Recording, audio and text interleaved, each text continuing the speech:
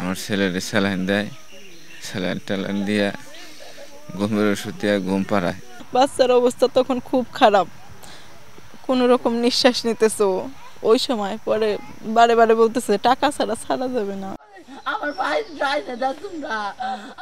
শ্বাসকষ্টজনিত সমস্যায় গত শনিবার গভীর রাতে মানিকগঞ্জের শিবালয়ের মুন্নু মেডিকেল কলেজ হাসপাতালে ভর্তি করা হয় শিশু রেজওয়ানকে।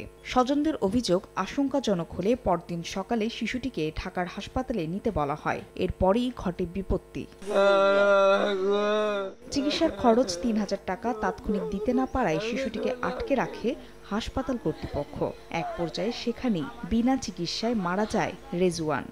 আমার ছেলের স্যালাইন দেয়, স্যালাইন ট্যালাইন দিয়ে ঘুমের ওষুধ দিয়ে ঘুম পাড়ায়।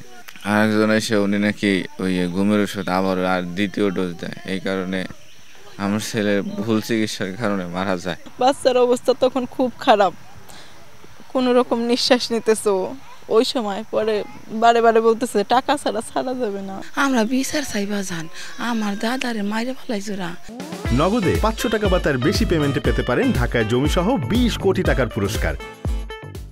এই ঘটনায় দুঃখ প্রকাশ করে হাসপাতাল কর্তৃপক্ষ বলছে, দায়িত্বে অবহেলা থাকায় জুনিয়র প্রশাসনিক কর্মকর্তাকে বরখাস্ত করা হয়েছে। গঠন করা হয়েছে 3 সদস্য বিশিষ্ট তদন্ত কমিটি। তবে টাকার জন্য শিশুকে আটকে রাখার কথা সত্য নয়। আমার যেটা ধারণা যে ওই 3,000 টাকা বা 2,000 টাকা পাওনা ছিল, পাওনাটা এই কথাটা রোগীকে বলছে। প্রশাসনিক নিয়ম অনুযায়ী অন্য কোনো ত্রুটি আছে কিনা বা চিকিৎসাজনিত ত্রুটি আছে কিনা এগুলো দেখায়, এবং আরও কারা কারার জন্য জড়িত থাকতে পারে এগুলো যে আমি একটা তদন্ত কমিটি অলরেডি গঠন করে দিয়েছি। রেজওয়ানের বাবা শিবালয় উপজেলার বকচর গ্রামের বাসিন্দা।